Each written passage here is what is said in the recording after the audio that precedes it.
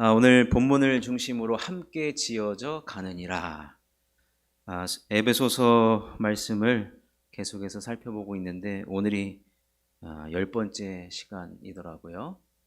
오늘 함께 지어져 가느니라. 에베소서 2장 말씀을 계속해서 들여다보면 바울은 에베소 교회에 이 은혜와 평강을 선포하고 있습니다. 우리는 은혜로 구원받았을 뿐만 아니라 그리스도의 피로 말미암아 하나님과 가까워진 인생을 살고 있다는 거예요. 그래서 그 그리스도의 피가 십자가로 인하여서 흘려진 거잖아요. 그래서 결국에는 그 십자가로 말미암아 우리에게 평강이 임했다라는 거예요. 평강. 그래서 지난 시간에 그리스도의 십자가로 말미암아 화평함을 우리는 누리고 있는 우리는 그러므로 생각하라 그랬어요.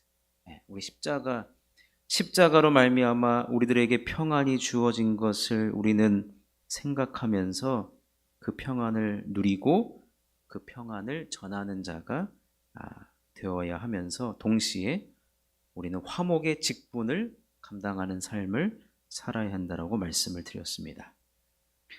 그렇다면 연이어서 오늘 우리가 생각해야 할 두 번째, 우리가 그리스도의 십자가로 말미암아 화평을 누리는 자가 되었는데 우리가 생각해야 할 것 두 번째는 우리가 이제 그리스도의 십자가로 말미암아 우리는 성전을 함께 지어가는 그런 삶을 살아가게 되어 있다라는 거예요.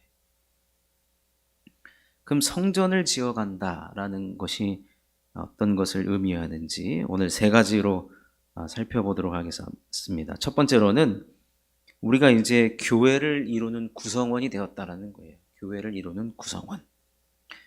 자, 19절 말씀을 보면 그러므로 이제부터 너희는 외인도 아니요 나그네도 아니요 오직 성도들과 동일한 시민이요 하나님의 권속이라 그랬습니다. 에베소서 2장 초반에 우리의 과거의 신분을 언급했을 때 우리는 외인이었고 철저하게 나그네였고 언약 밖에 있었던 이 약속에 대해서는 철저히 제외됐던 그런 자들입니다. 그런데 이제는 그리스도의 피로 말미암아 하나님 아버지께로 나아가는 자가 되었어요. 그것이 우리들에게 주신 하나님의 선물인 은혜였고 그 그리스도의 피가 우리들에게 임했기 때문에 우리는 평안을 입은 자가 되었는데 이제는 어떤 우리의 인생이 되었냐면 그리스도 안에 있기 때문에 성도가 되었고 하나님 나라의 시민, 즉 백성이 되었고 하나님의 권속이 되어서 교회를 이루는 구성원이 되었다라는 거예요. 감히 여러분 우리가 교회에 들어올 수도 없고 언약 안으로 들어올 수도 없는 그런 인생이 그리스도의 십자가의 공로로 말미암아 우리가 교회를 이루는 오늘 말씀에 보면 성도가 된 것은 이것이야말로 여러분 기가 막힌 인생의 역전이라고 할 수가 있습니다. 그 토요일 날 8시 한 50분쯤 되면요. 로또 1등이 어디서 나왔는지 인생 역전한 사람들이 어디서 지난주에 보니까 여기 광교에서 1등 나왔더라고요. 그렇다고 제가 거기 찾아가서 줄 서고 그러지는 않는데 그런 사람들이 이제 인생 역전이라는 표현을 쓰는데 여러분 오늘 본문에 의하면 우리야말로 진짜 인생 역전한 사람인 것입니다. 철저하게 그리스도 밖에 있었고 나그네였고 외인이었고 여러분 나그네가 무슨 머리 둘 곳이 어디 있습니까? 오늘은 이곳 내일은 저곳을 정처 없이 떠도는 인생이고 외인도 마찬가지죠. 여러분 우리나라에 들어와 있는 그 외국인들, 근로자들 보면 그들의 삶이 그렇게 안정적이다라고 볼 수가 없단 말이에요. 그런 우리의 삶이 예수 그리스도의 보혈의 공로로 인하여서 뭐라고 되어 있냐면 오직 성도들이라고 했어. 성도들. 여러분, 이것만큼 우리가 인생 역전한 스토리가 여러분 어디 있겠습니까? 분명히 말씀드렸듯이 에베소서 2장 초반부에 우리들의 상태, 우리는 본질상 진노의 자녀였고, 그죠? 그리스도 밖에 있는 자였고. 여러분, 우리에게 누구나 관심을 여러분 가져 주었겠습니까? 그래서 우리가 받은 이 에베소서에서 나타나고 있는 사랑이 무슨 사랑이에요? 하나님 우리들에게 보여주신 처음 사랑이라고 해서 처음 사랑. 사랑을 받아보지도 못한 우리가 모든 것을 내어주는 그런 처음 사랑을 받은 자예요. 여러분, 그런데 보십시오. 우리가 무슨 자격이 있어서 이런 사랑을 받았습니까? 근데 우리 보고 지금 뭐라고 얘기하냐면 성도라 그래요. 성도. 여러분, 이 성도라는 이 호칭이요, 굉장히 귀한 호칭입니다. 제가 예전에 사역했던 그 목사님이 이제 원로 목사님이 되셨는데 사모님이 먼저 그 소천하셨거든요. 하나님 부르심을 받아가지고.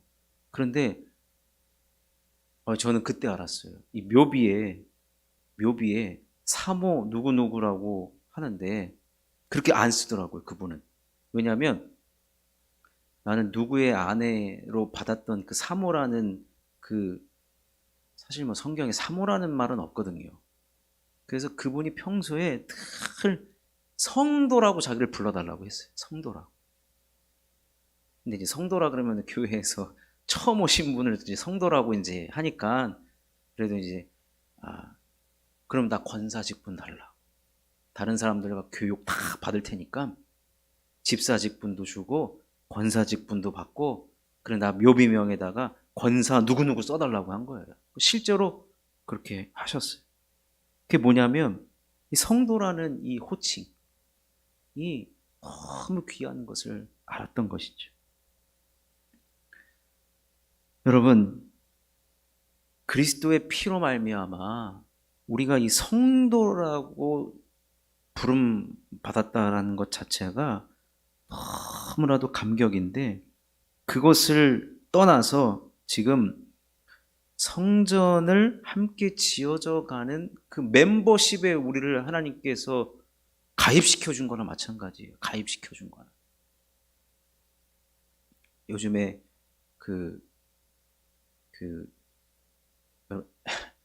특정 상품을 얘기한 애터미 아시죠? 애터미. 저 사역할 때 애터미 이분한테 들고 저 애터미 가입 다 많이 돼 있어요. 애터미뿐만 아니라 아메이, 유니시티 안 돼 있는 데가 없어요. 안 돼 있는 데가. 예. 그래도 또 자기한테 들래요. 또 들어주고. 여러분, 근데 우리는 지금 하나님 나라의 멤버십으로 하나님이 우리를 불러준 거예요. 그런 인생이 기가 막힌 이 역전의 인생이 지금 성전을 함께 지어져 가는 멤버로 우리를 불러줬다. 여러분, 이거 한번 생각해 보십시오. 구약에 다윗이 나오잖아요. 다윗이 어느 날 자신의 궁에서 잠을 자려고 하는데 이 자신의 궁이 너무 좋은 거예요. 얼마나 잘 지었겠습니까? 근데 문득 하나님의 생각이 나죠. 나는 이렇게 너무나도 좋은 궁에서 편안하게 잠을 자는데 우리 하나님의 집은 도대체 어디일까? 여러분, 다윗 이전에 그 어떤 사람도 하나님의 집을 생각해 본 적이 없어요. 근데 다윗이 그날 밤에 문득 생각이 나서 하나님 앞에 그 마음을 이 선지자를 불러다 놓고 하나님께 내가 성전을 하나님의 집을 내가 지어드리겠다. 여러분, 그런데 하나님이 어떤 반응을 보이시죠? 마음으로는 굉장히, 여러분, 아니, 네가 도대체 내 집을 나는 영이야, 영. 집이 필요 없어. 근데 그 마음 먹은 것 자체가 너무 기특한 거 아닙니까? 모세도 안 그랬고요. 여호수아도 안 그랬고, 물론 그 시대에 여러 가지 상황이 있었겠지만 다윗이 성전 건축을 지어드린다고 하자 하나님의 대답은 사실은 다윗은 아니었습니다. 그저 우리는 결과를 알죠. 다윗이 아닌 솔로몬이 결국에는 성전 건축을 지었는데 다윗의 그 열정을 막을 수가 없었어요. 무슨 말이냐? 전쟁에 나가서 가장 좋은 성전 건축에 필요한 좋은 재료들은 전쟁만 나가면 전리품으로 가져와서 보관을 따로 해놓은 겁니다. 왜냐? 나는 못 지어도 내 아들이 지어도 나는 그 건축 재료를 나는 쓰임 받아야 되겠다. 여러분, 그래서 성전이 지어질 때요, 레바논의 백향목, 당시 최고의 건축 자재였어요. 그것뿐만 아니라 금으로 두르고 기가 막혔죠. 누구보다도 성전 건축에 대해서 진심이었고 사모했고 열정을 다했고 갈망을 했지만 결국 다윗은 성전을 못 지었어요. 근데 여러분, 지금 하나님께서 우리 보고 철저하게 외인이었던 우리, 나그네였던 우리, 본질상 진노의 자녀였던 우리가 그리스도의 피로 말미암아 가까워졌고, 그것만으로 끝나는 것이 아니라 이제 함께 성전을 지어가는 자로 불러주셨으니, 여러분, 우리는 다윗을 생각하면 다윗보다 더 큰 감격과 감동이 우리 가운데 넘쳐나야 할 것입니다. 이게 웬 은혜입니까? 웬 감사입니까? 다윗같이 우리는 백향목 궁에 거하면서 하나님을 생각한 것도 아닌데, 여러분, 우리가 이렇게 주님 안으로 들어온 게 우리가 한 일이 뭐가 있습니까? 아무것도 없어요. 그리스도께서 순종하셨고 고난당하셨고 십자가에 못 박히셨고 부활하셨고 그런 것 아니겠습니까? 그러니 이것을 에베소서에서는 계속해서 하나님의 선물이다, 누구도 자랑하지 못하는 것이다. 그렇기 때문에 사랑하는 성도 여러분, 우리를 교회를 이루는 구성원으로 불러주시고 성전을 함께 지어져가는 하나님의 성도로 불러주신 것, 우리는 더 특별히 감사하고 감격해야 될 줄로 믿습니다. 특별히 오늘 이렇게 나오신 여러분들은 더 감격하셔야지. 하나님의 은혜가 더 크기 때문에 오늘 이 자리에 나온 것 아니겠습니까? 자, 두 번째로는, 그렇다면 이 교회는요, 교회의 토대는 하나님의 말씀이라는 거예요.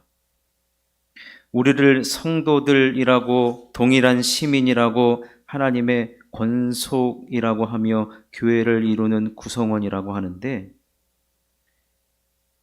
우리가 어디에 뿌리를 두면서 성전을 함께 지어가야 하냐면 하나님의 말씀이라는 겁니다. 그래서 성경은 사도들과 선지자들의 터 위에 세워졌다라고 2장 20절에 기록하고 있습니다. 너희는 사도들과 선지자들의 터 위에 세우심을 입은 자라.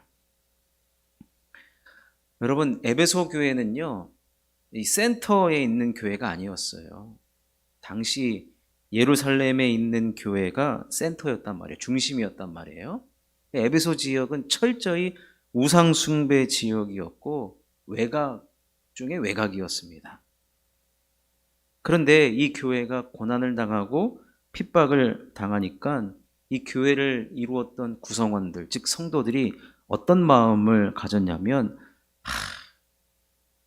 이 교회 하나 없어진다고 해서, 우리 센터도 아닌데 변방에 있는데 교회 하나 없어진다고 해도 큰일이 아닐 것이다 라는 그런 생각들을 조금씩 갖기 시작한 거예요.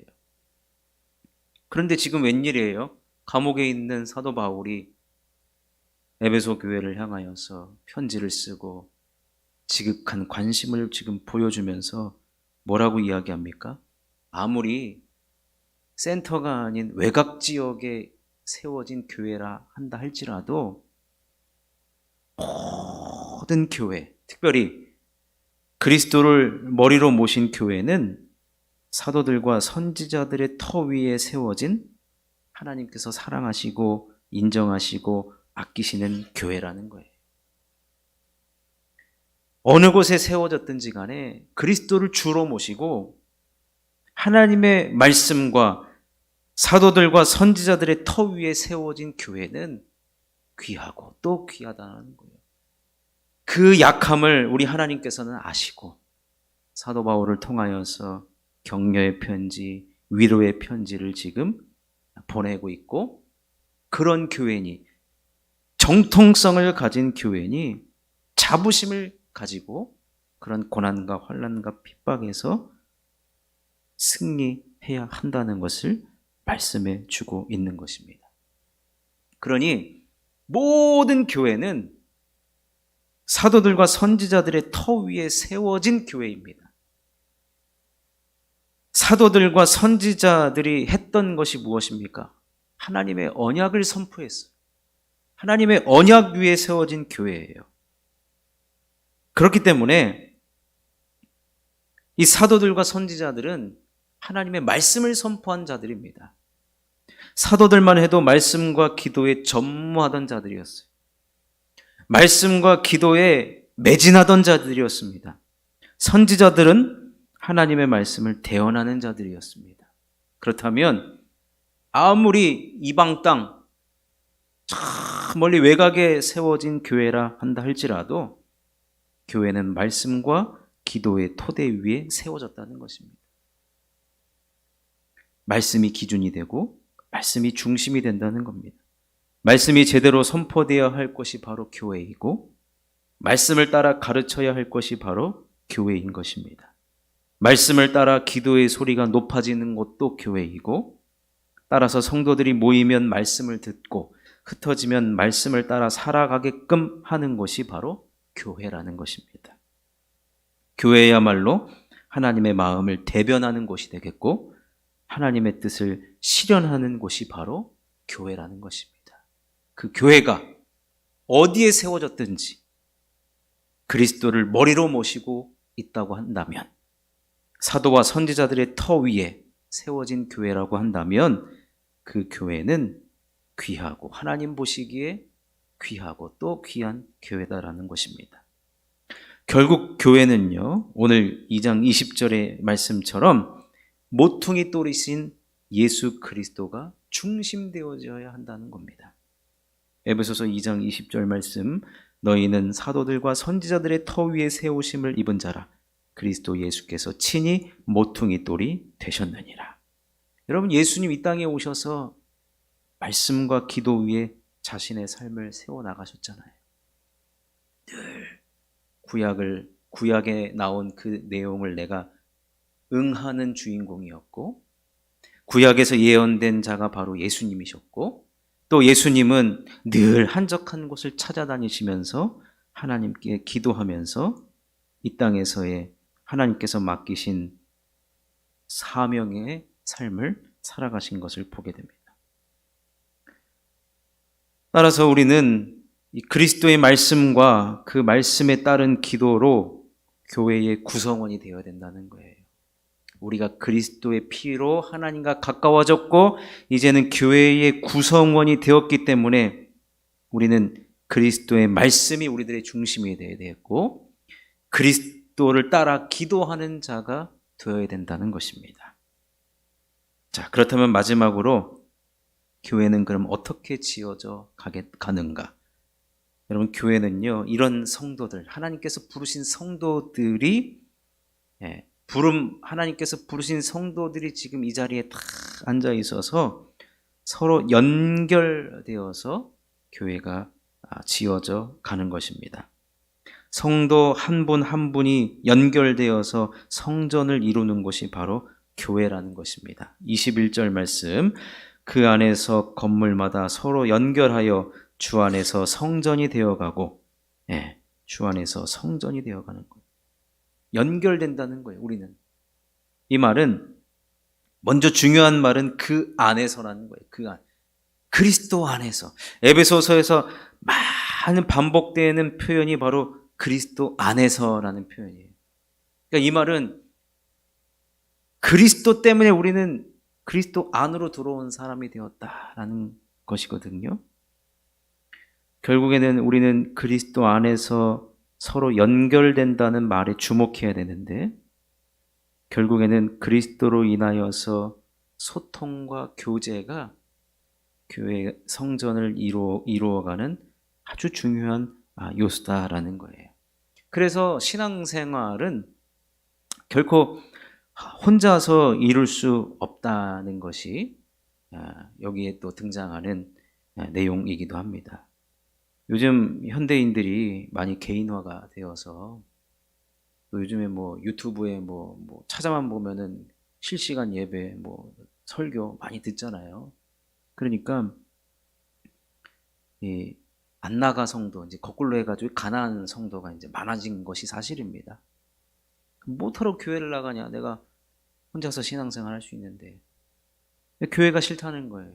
예수는 좋은데 교회는 싫다. 여러분, 이게 말이 안 되는 거예요. 그럼 그리스도 안에서라는 이 에베소서의 아주 중요한 이 주제인 그리스도 안에서라는 그것을 결국에는 거부하는 것이거든요. 그래서 여러분, 반드시 우리는 교회를 통하여서 신앙생활을 하는 것이 성경적입니다. 그래야 내가 성도와 성도가 서로 연결되어지만 교회를 이루고 성전을 이룰 수 있다는 이 말씀에 순종하는 삶이 된다는 것입니다. 따라서 우리가 서로 연결되어서 교회가 이루어진다라고 하는 것은 나 혼자만의 교회도 아니고 우리 모두의 교회인 것입니다. 그래서 이 22절 말씀 보면 너희도 성령 안에서 하나님이 거하실 처소가 되기 위하여 그리스도 예수 안에서 함께 지어져 가느니라. 그래서 이제부터 에베소서에서는요, 3장으로 넘어가면 이 함께라는 말이 굉장히 많이 나와요. 함께. 함께라는 것은 둘 이상의 복수를 뜻하는 거잖아요. 결국에는 교회는 한 사람이 중요한 것이 아니라 교회를 함께 이루는 모두가 중요한 것이라는 거예요. 에베소 교회가 너무나도 핍박과 고난 그리고 차별로 인하여서 흔들리고 있었습니다. 근데 사도 바울이 이야기하는 것이 무엇이냐? 그리스도 안에서 함께 신앙생활하고 있으면, 이 고난, 핍박, 차별 이겨낼 수 있다는 거예요. 이겨낼 수 있다는 거예요. 여러분, 그 한국 교회가 이단과 사이비가 엄청 많잖아요. 그 사람들이 포교 전략이 무엇인지 아십니까? 공동체에서 약간 경계선에 있어가지고 아슬아슬한 사람들. 이렇게, 그리고 또 이제 목회자와 사이가 좋고 조금만 틀어지면은 이제 막 뭐예요? 이렇게 뒷담화 할 수도 있고 막 그런단 말이에요. 근데 기똥차게 알아봐요. 기똥차게. 여러분, 이 고난과 핍박과 차별로 인하여서 에베소 교회가 막 흔들릴 때 분명히 거기서 신앙생활에 회의감도 들어서 처음에 한 발을 세상에 두고 한 발을 교회에 두는 사람도 있었을 것이고, 그렇게 흔들리는 그런 사람들이 교회를 떠나게 되는 일이 비일비재했을 텐데, 그래서 사도 바울이 함께 있을 때 그 고난과 핍박과 차별도 이겨낼 수 있고, 결국에는 우리가 감당해야 될 그리스도 예수 안에서 하나님이 거하시는 그 처소를 함께 지어가는 신앙생활을 함께 해나가야 하는 것을 우리들에게 말해주고 있는 것입니다. 말씀을 정리하겠습니다. 교회 안에 속한 우리 모두는 하나님의 권속들이에요. 하나님의 권속들이라고 한다는 것은 하나님의 말씀을 따라야 하고 그 말씀에 순종하고 그 말씀을 따라 기도하며 실천하며 살아가야 합니다. 근데 그 중심이 누구냐? 바로 그리스도 예수다라는 거예요. 그리스도 예수. 우리는 그 그리스도 예수께서 우리들에게 화평한 또 화목의 직분을 주신 그 십자가를 바라볼 뿐만 아니라 함께라는 이 단어를 우리는 염두에 두면서 우리가 함께 교회를 지어져 가는 인생이 되어야 할 것입니까? 여러분, 다시 한번 다윗이 성전 건축을 하고자 했던 그 감격보다 더 큰 감격이 우리 안에 넘쳐날 수 있기를 바라겠고, 또 우리가 그런 감격으로 말미암아 주 안에서 함께 예수 그리스도를 중심으로 성전을 지어 갈 수 있었으면 좋겠습니다. 그래서